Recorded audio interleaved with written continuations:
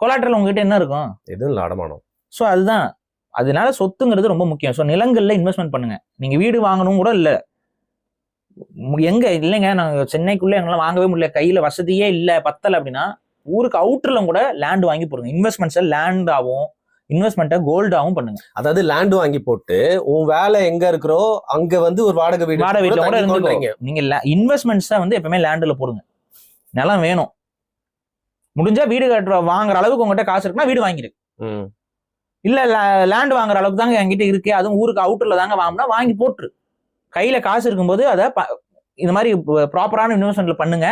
தயவு செஞ்சு அடுத்தவன் பேச்சை கேட்டுக்கிட்டு இதுல கோட்டை விட்டுறாதீங்க.